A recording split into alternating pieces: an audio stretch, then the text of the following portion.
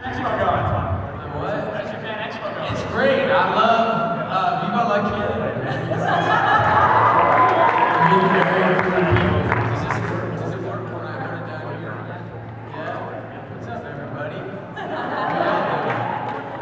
I want to start off by asking you if you can take us back to the moment when you got the pilot script for The Walking Dead, because I understand that you put some bold words out there to your representatives about how badly you wanted to be part of this. Yeah, no, I read it, and it was like the best pilot I'd ever read, and I feel like there's a lot of echo with this thing. I feel like I'm like some political convention. Anyway, yeah, no, it was a great script. I wrote to my agents that I would do anything to be an extra in this show. I think I knew right from the jump. I never read anything that paid so much attention to detail of character and of atmosphere, and Frank Darabont's a ridiculously talented writer, and I wanted to be in it bad, and I actually had 2 other jobs that I turned down because I hadn't gotten to audition for The Walking Dead yet, and that is advice that I would never give any actor to do at any time, but I did, and I'm really glad I did because it was a fun job. Are you guys glad? So as I said, we'll be taking audience questions. There should be a mic running around at some point. That's going to come in a second. I want to ask you, Jon, what was your first impression of the character of Shane? Because you said you wanted to be involved with Walking Dead. So when did Shane rear his head as the character you're going to play, and what did you think of him? You know, at first, they were seeing people for both Rick and Shane, so you had to audition for both of them. And strangely enough, he cast Shane first, and I really dug the character. I dug that he started out in a police car sharing a burger with his best friend, and they were sharing a pile of ketchup, and he was there, just totally there for his friend, being the most sort of loyal and open guy possible, just trying to get his friend to communicate. And I thought, how cool to start this character there and have him end up this sort of raging sociopath from the book. And I love that it was all rooted in loyalty and in love. Because it's the groundwork for really, I sound like such a pretentious douche, but it sets the groundwork for a really cool character to start there and end up where I knew he was going to have to end up from the comic, you know? So you read at one point for Rick as well. Yeah, I did, man, yeah, and but once I read that opening monologue about women and lights and stuff like that for Shane, I was like, oh, that's the part, that is so cool. And then it was so cool because then I got to read with all the different guys auditioning for Rick, and I got to sort of see them all. When Andy Lincoln came in, it was just like, boom, that's the guy, and that was really cool. So I got to ask you, we won't tell anybody. Sorry, now how do you think Andy Lincoln would have done as Shane? Would he have been any good? He's all British and shit. Nah, he would have, I'm gonna tell you, I don't think there's anything I don't think there's anything that guy can't do. You know, he's not only, I mean, everybody on The Walking Dead, you know, he's not only a wonderful actor, but he's a great man, great father, great husband, and he's, you know, I love him, as I do all the people on that show. As I love that freaking Norman Reedus, where the freak you are, man. So over here, man. Well, I think I can speak on behalf of this entire room. You were the perfect person to play Shane. I appreciate it.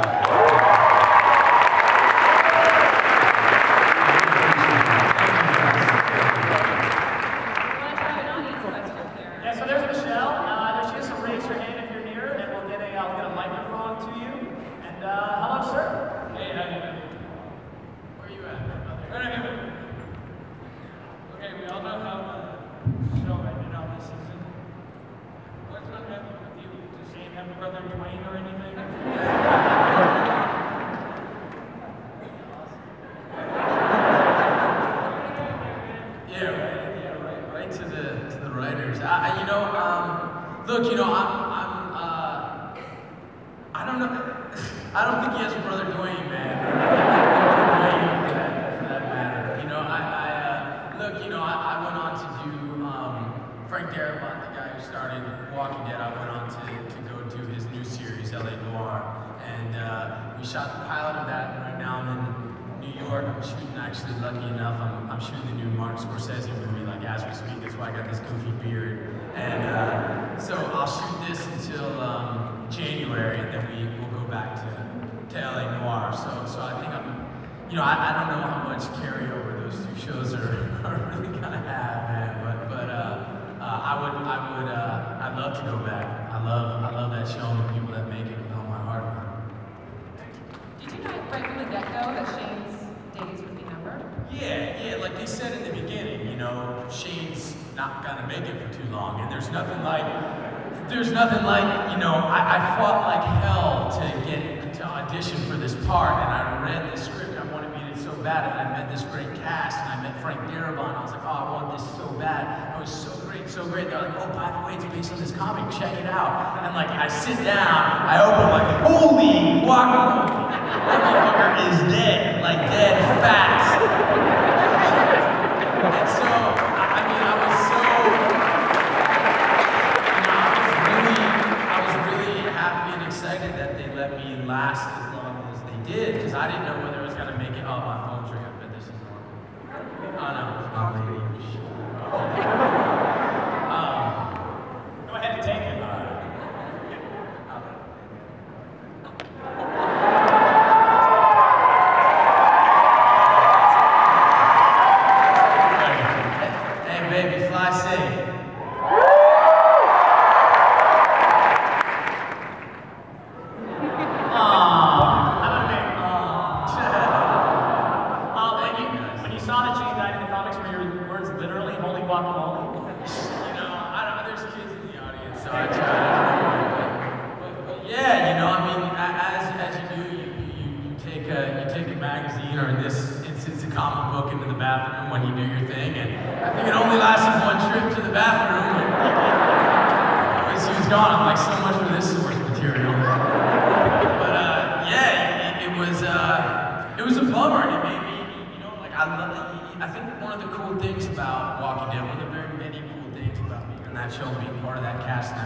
Everyone who's down there realizes how lucky they are to be there. It's an incredibly game group of people. It's not your typical Hollywood. There's no BS there. There's nobody who puts on airs. Everybody loves the show, believes in the show, believes in the story. We all know how lucky we are that we've got you guys behind us, because it's a show we all believe in, and the fact that there's an audience, it lets those guys still do the show. I think that it's a hard thing when you love something that much and you know you're gonna have to leave it. But lucky for me, I knew from the beginning that my days were very much numbered, and I'm really grateful that they didn't just let Shane be that kind of one-dimensional sort of crazy ass from a comic, and they let it be grounded in something that he was trying to do the right thing all the time. That's all I wanted for this character. Is I wanted him to be real. I didn't want him to be like a villain, I hope that that resonated, and I hope he ends up being a figure that tortures Rick and the Grimes family for many years to come. Well, you went in tour de force, man. It was awesome. Another question from the audience. You just put up your hand. I think there's one right toward the front here. This show right there. Yeah. Hi, in season 3, when I let the teenager go, there was a zombie in the field. I never really got that. Yeah, zombie in the field. I don't know. I didn't get that either. But I think that a lot of what that is the way I looked at it. I don't sound like a total nerd here, but hey, I think that one of the fair enough, bro. I think that one of the main things for Shane and one of the main sort of themes of the show is loneliness, and I think Shane especially. All these characters suffer from a certain element, a certain degree of loneliness. I think Shane suffers from this very, very specific kind of loneliness, and that's there's loneliness when you're far away from the people you love, or you've lost the people you love. But with Shane, he's right there with the people who he loves more than anyone else in the world. He just can't be with them the way that he wants to be with them, and that's a fighting loneliness. That's that kind of loneliness you feel in 7th grade when you're in love with Mary Palmer, and she's sitting 3 3 deaths away. See, I really felt this shit, you know what I mean? And like, you know, but she'll never love you the way you love her, but like magnify that by a million, and that's kind of what Shane's going through. And I think there's always this idea through season 2 that, you know, he should just pick up and run, he should pick up and walk off. One, because I think he wants to show the people in the group how valuable he is to them. Oh, what would you do without me? But 2, I think a big part of him knows, I think he feels so much shame for what he's done, that he slept with Rick's wife, and I feel like he feels he's turning into a cancer for the group. And there's this recurring thing of, I'm just gonna run off, I'm just gonna go off on my own. And to see this lone zombie in the field, I think for Shane, because it's really Shane who sees the zombie, he's just like, wow, what a horrible way to go out. You know, I mean, what a horrible road to hoe, and how, and look how far gone the world is. There's this. But and I think mostly, I think it's just a really cool shot, and they wanted to put it in. You mentioned Mary Palmer from school. Was that her on the phone? No. Hell's no, man. No. It's not Mary Palmer, no. Let's talk for a second about that final scene, if you don't mind, Jon. Is it true that you were so focused on the pre-zombie part that you maybe forgot to prep a little bit for the actual zombie part? Yes, that is entirely true. Yeah, I do not know how to. I am quite a preparation freak, and I totally forgot that I'd play a zombie, and I was like, well, how do you do that? And the zombies go to zombie school, and they do. No, I mean they really do. They do like zombie physicality, and they know how they were bit and all this shit or whatever. And yeah, and I don't know. I didn't went through that, so I said to him like, I haven't played monsters since I was a little kid. You know, I was like, you know, I didn't know how to. But anyway, I hope it worked out. Greg Nicotero, the Amazing Effects makeup master, did he teach you how to be a zombie? There was no time. That was the point. They were just like, okay, so now you got to be a zombie. I'm like, I'm be a zombie? And they're like, yeah. Like, you're gonna shoot me playing a zombie? They're like, yeah, you gotta do it. I was like, all right, I'll do it. Yeah, there was no time. Yeah. You and Dale still go at each other's throats? Say it again. Do you and Dale still go at each other's throats? Well, you know, Jeff is, he's over on the new show. He's over on LA Noir with me. And, yeah,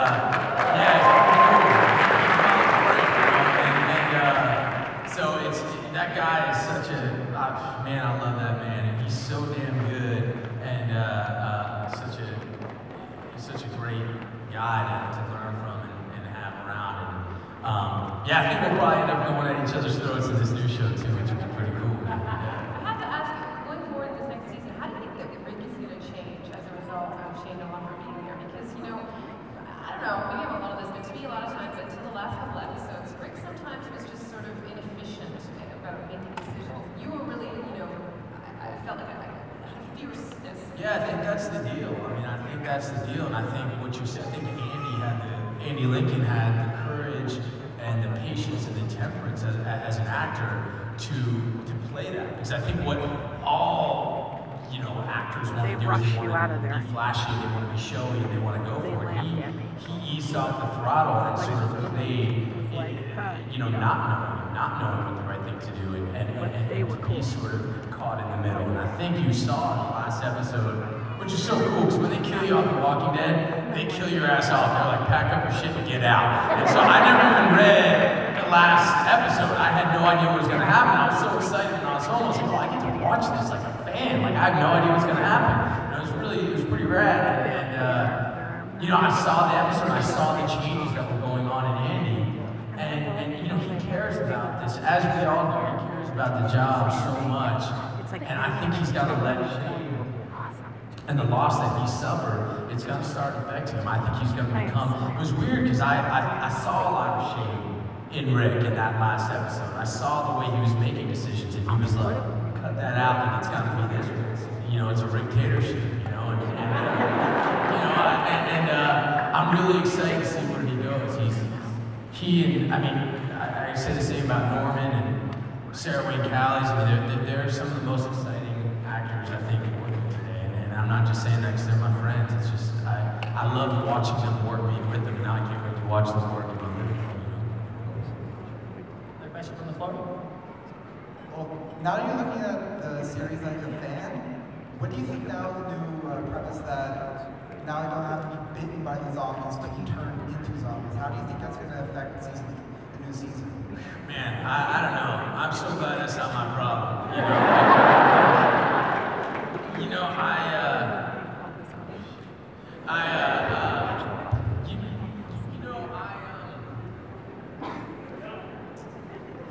I don't know. It's a crazy thing, and I think it's gotta be one of the main challenges, I think, for the writers to track that.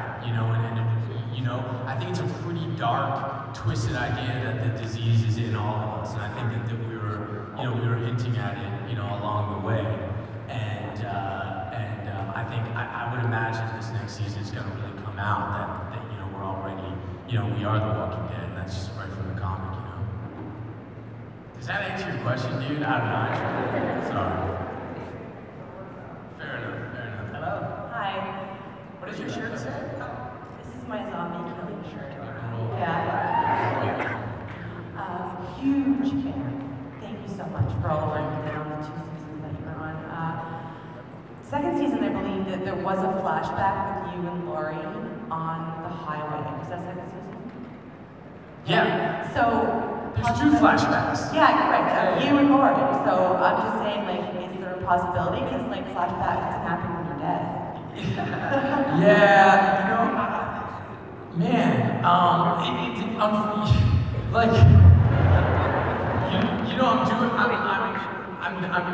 doing this new show, so it's gonna be, people from different networks would have to agree to that, and that doesn't happen too much, you know what I mean? So I hope so. I would love that, I would love that, Oh shit. I don't even know how to do it. You sound like my goddamn father. I want to ask you about zombies. You touched on this, but as part of the brilliance of Robert Kirkman's source material, that you do realize that The Walking Dead is actually a reference to the people and not the zombies. But in terms of zombies, as a storytelling vehicle, why do you think we're infinitely fascinated with it? Why do we dig zombies? Yeah.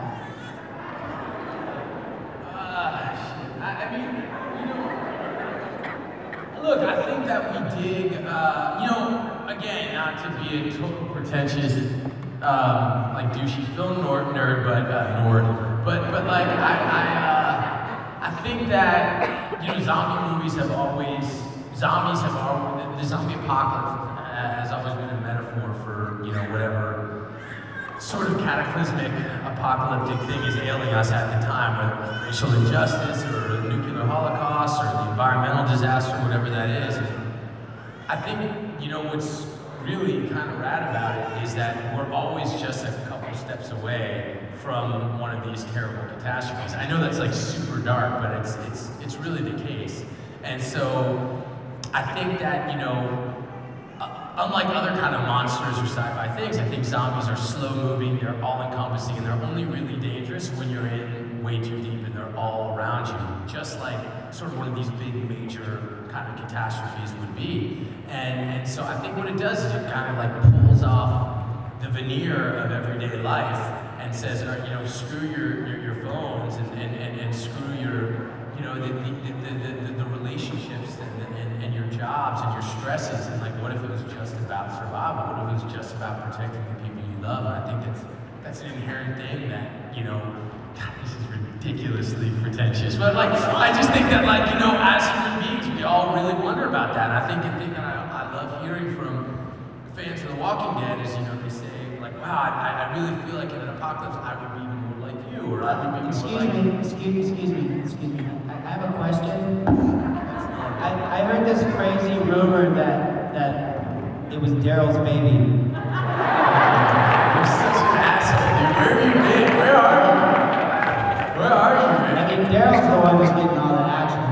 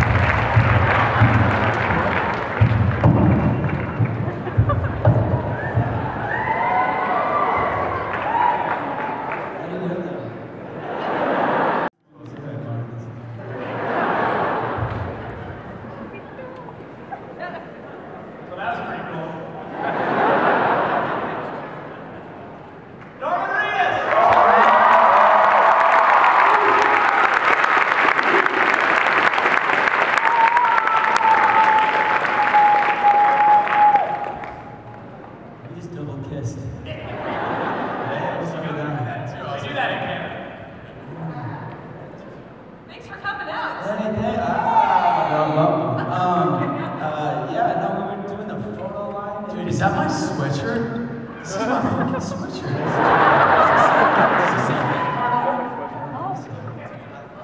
This is my sweatshirt that's just like that. He stole it in Georgia. He stole it in Georgia. Looks good on him. But check this out. This is my favorite.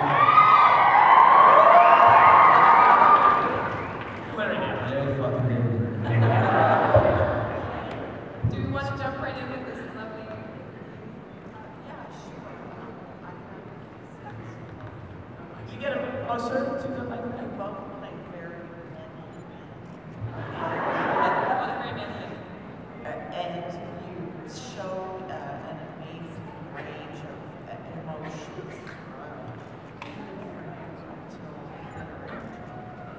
at the last minutes of life. You were still showing how much you cared about everyone. And I wonder if from either one of you, you're too keen. Manly man. You're too keen. You also didn't mention ring there. Did you draw on any personal experiences to help you with that? With the ending, with the No, with being able to carry off the depth of character. Yeah, I mean, I think we all, have to go from, draw from personal experiences for sure, and for me, some of the people I care about most in the world are my best friends that I've known my whole life, and I think that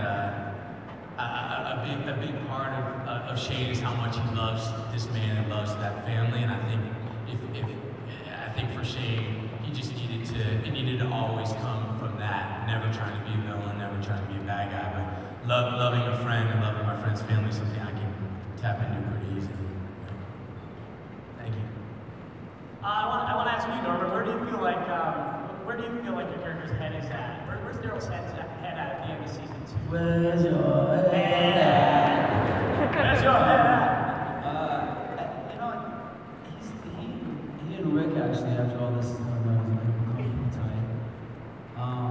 He and Carl have become really tight. Melissa, the Carol's character, really tight. I think you imagine growing up with a big brother like Merle, you're constantly put down all the time and put in your place. And I think now that sort of world is gone for him, he's kind of being appreciated for the first time by other people, and I think it's making him want to fight, and keep these people alive, and be part of the script. But I think it's a big, am I echoing? Boom! That's awesome. That's so cool. I feel like I'm on drugs. Yeah, he's happy with this group of people who, I mean, his brother's coming back and he'll be pissed and it'll be weird. Yeah, that redneck brother of mine will be back soon. How do you think Daryl's going to feel about that? Because, Daryl has changed a lot. Presumably, Merle has not changed. So is that setting up for a huge conflict? Well, I mean, he always wants to be with his, big brother. I think it's kind of like taking your drunk uncle to a Christmas party. Shut up! So, I think he wants everyone just to get along, Or from the floor? Yes, over there. Superman. Howdy. So I'm currently studying acting here in Toronto right now, and we've been learning a lot of acting technique and stuff. So like things like progression and stuff like physical tension and vocal cord and all that stuff. Do you guys use that stuff when you go into your acting? Like when you study up on your script and stuff? I didn't hear a word of that.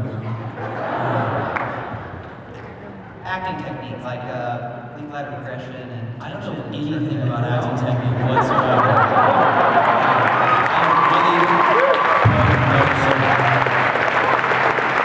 You know how I started being an actor? Because I got drunk at a party and started yelling at everyone. That's how I started. And I've been such an insecure dude my whole life that I've just been fucking staring and glaring at everybody my whole childhood, and somehow this turned into an acting career. I don't know what it is. Thank you.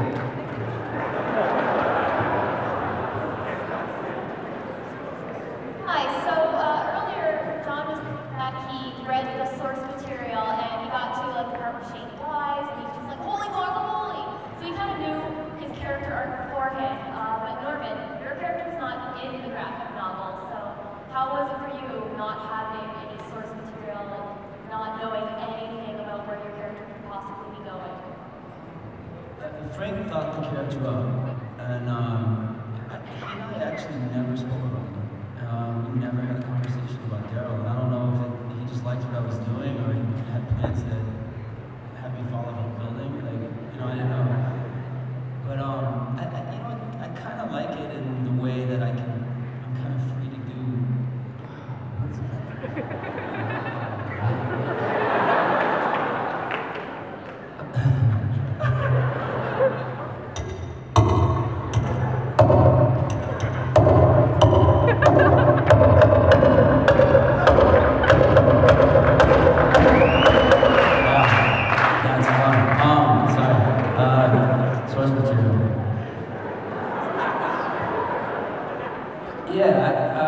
I like it, you know, I can sing whoever I want, I can, you know, I do whatever I want. So, I don't know, it's good and bad, you know, I guess.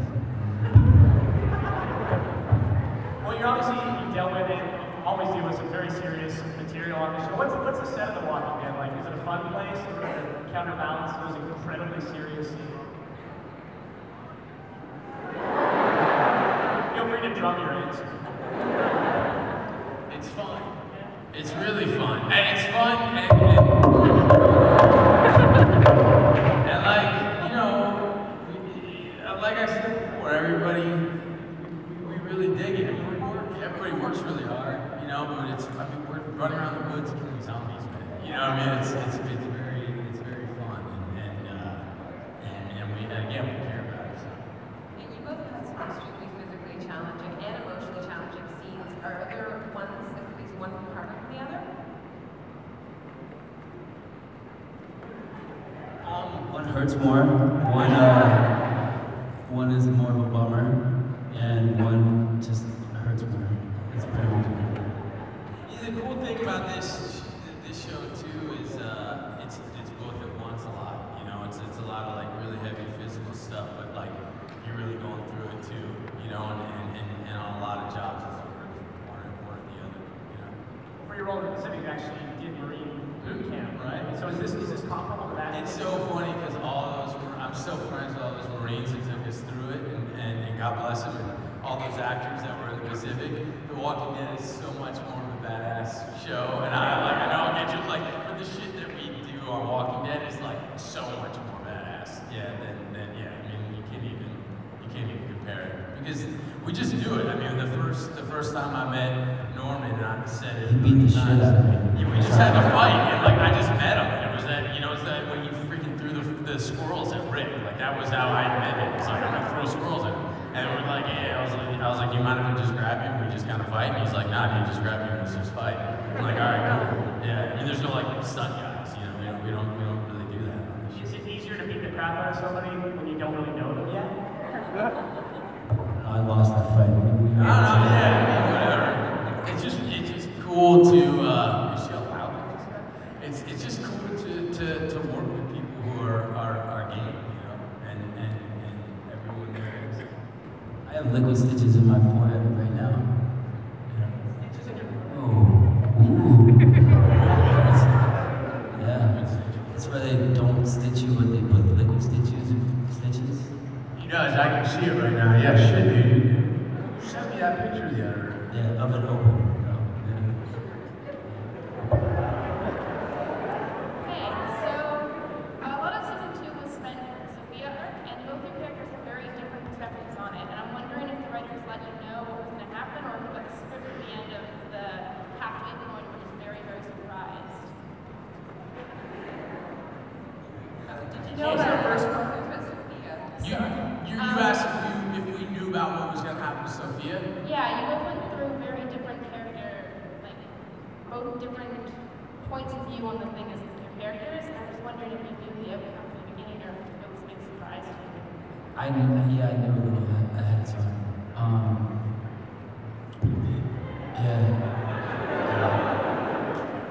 And I hated it because Madison, she and I are real good friends. I like her a lot, and it sucks, you know, it sucks. But I was bummed out for her. Yeah, she and I had all this weird stuff that we did, like how little kids will pick on other little kids if they like them. So I just started doing that with her, like giving her dirty looks and rubbing my motorcycle in her face and stuff like that.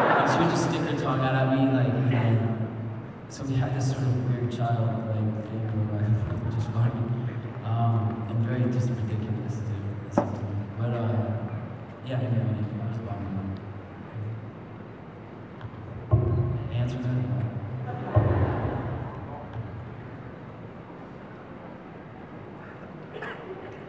Can I give you a present?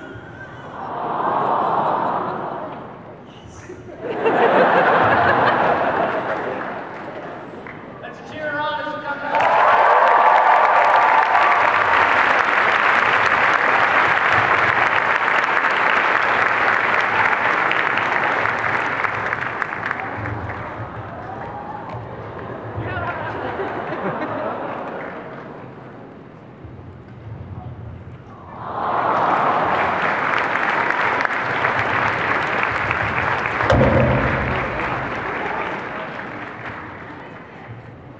It's a squirrel button. You're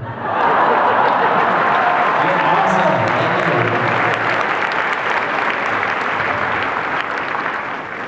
So, Shane had a number of spicy scenes over the course of the season.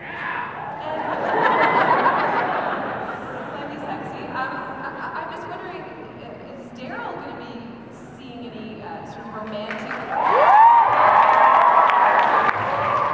And Shane and Daryl get it on too. I don't know. They don't tell me that because that would make me have a panic attack. Probably. I don't know. I mean, who knows? I have no idea. I've been telling them if I do go there, I want to go real awkward, like premature, don't know what I'm doing, no game at all. You know what I mean? So it'll probably turn into a comedy if that happens. Love it. On the floor, I guess. Yep, hello.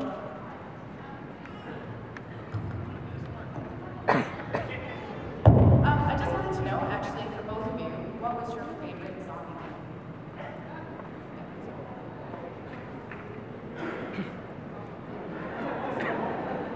I like the first season, 2 axes to the head, because the editors like that one, so they give me a little bonus of having the head fly off. That's it. I don't know. Probably should have like that same thing when he was running out. My boss, my old boss, Gail, and her daughter was coming to visit just for the day before she started college, and I got to smoke her in the head. Yeah, Hi. I'm a huge fan. I was wondering, out of all of the zombies on the show, did any of them really scare you at all?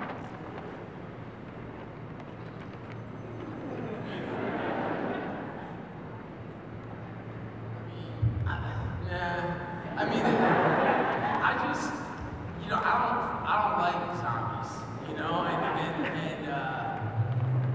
yeah, I just don't like it, and I don't like when they come up to me and stuff. Like, I like the people that play them, they're badasses, but I don't really like zombies, So they don't scare me, they make me mad.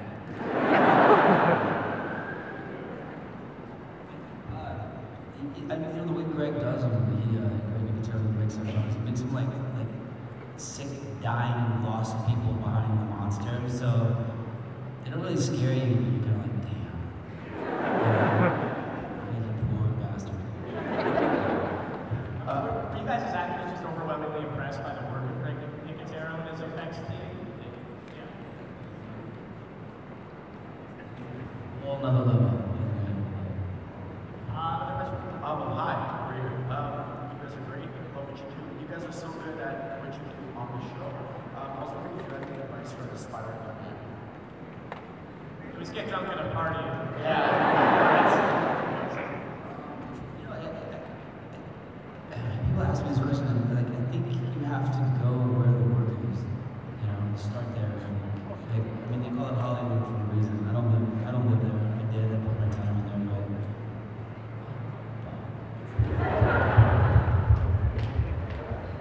Oh, there.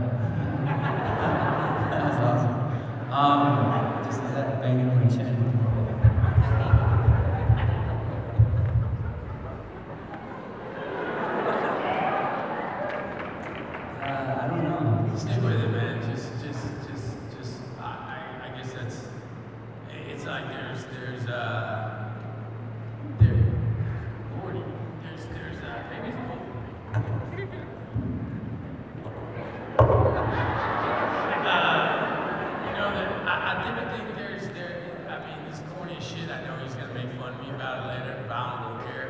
But like this, I think there's got to be really, there's highs and lows, and really big highs and lows, and you got to take that.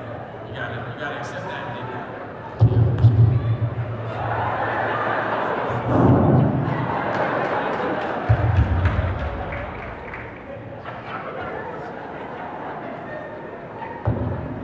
So we know how Shane and Daryl would fare in a zombie apocalypse, but how would Jon and Norman fare in a zombie apocalypse?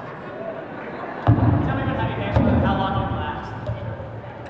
I mean, we've lost him to a microphone.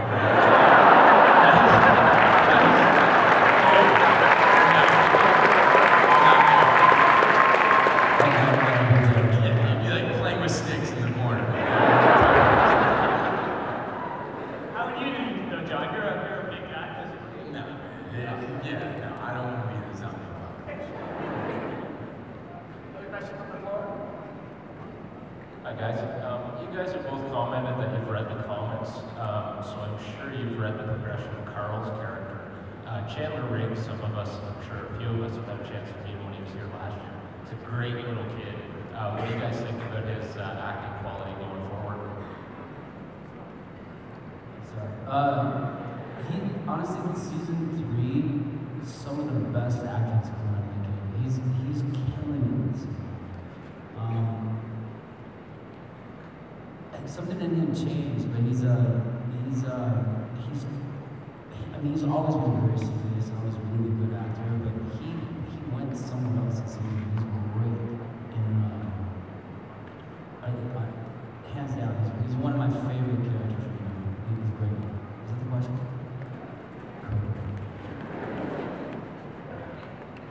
Over here in the back. Make like 20 million people all sort of throw up in their mouth at the same time. That was a fun day.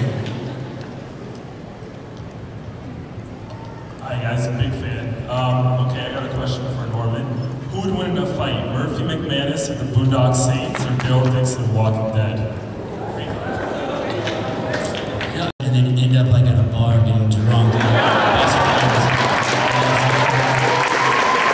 can't even see those two fighting at all. They'd just be like, like you being shots now. I think they'd hit it off. Murphy versus Shane.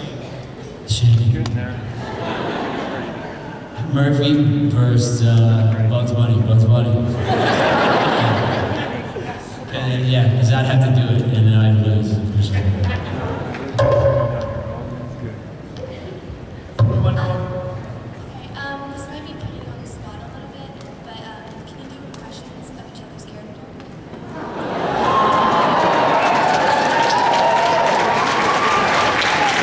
Yeah, I'm Shane and I'm sexy. The girls like me, and I'll beat your head off.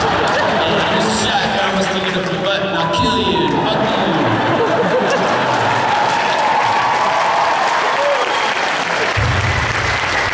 This will be better.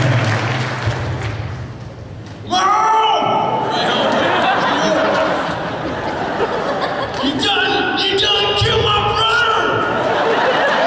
That mother that rude, my brother!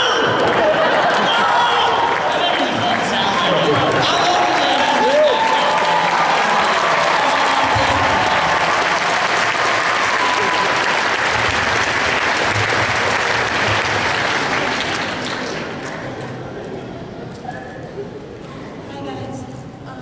In the zombie apocalypse, what is the one thing you would miss the most?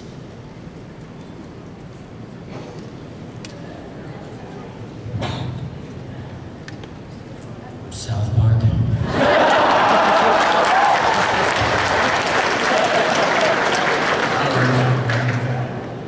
Sam? Yeah, sure.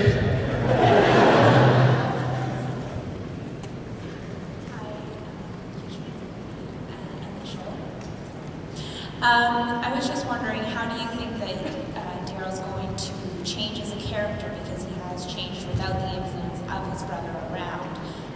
I just rewatched season 1, and he's pretty racist. Who is? Your brother, Right. And I was just wondering how he's going to change as a character with that influence of his older brother around now that he's developed these strong relationships with the group that he's with. Well, I mean, I fought early on, you know, to be more of an Al-Anon member and less of an Alcoholics Anonymous member. You know what I'm saying? Like I grew up with racism and big bags of drugs and all this stuff, and I hated it. That's how I wanted the character to be. You know, and there was actually a scene that was written that I'd take Merle's stash of drugs and start taking them, and Lori comes to me and I'm like, man, look at those drugs. You know, I'm like, yeah, drugs. And I put my foot down and I really didn't want to do it. I was like, no, that's what my brother did. That's why I hate it. You know what I mean? So,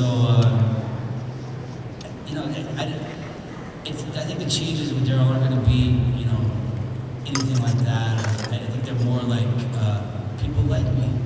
Like, I can hang out here, you know?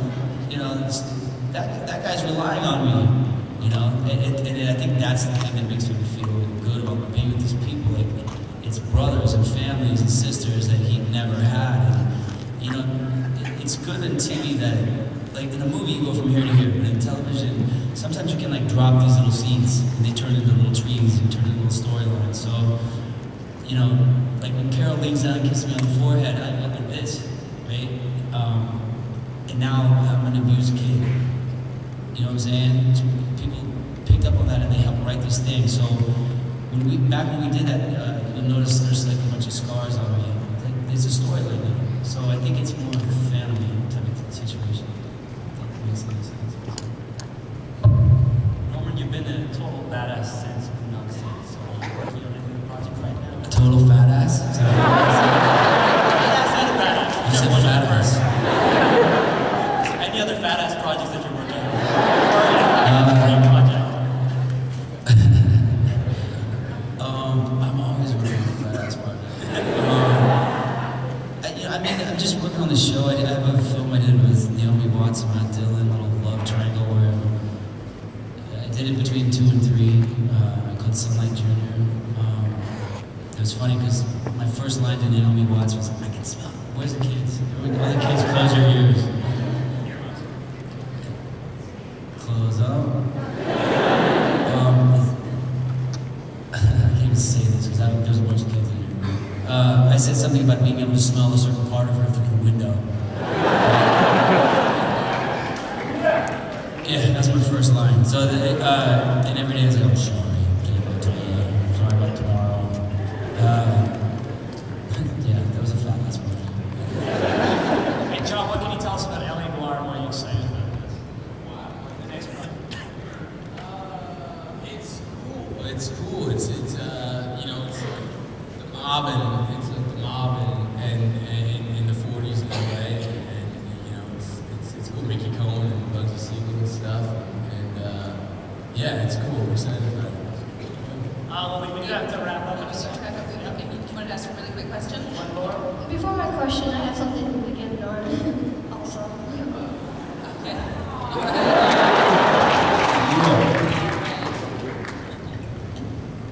Oh, that's awesome. It's like cake on a fork with my face on it. It says, this year, oh my, can I read it? It says, hi Norman, I'm your XX #1 fan. This year on my 11th birthday, you were on my cake and you were delicious.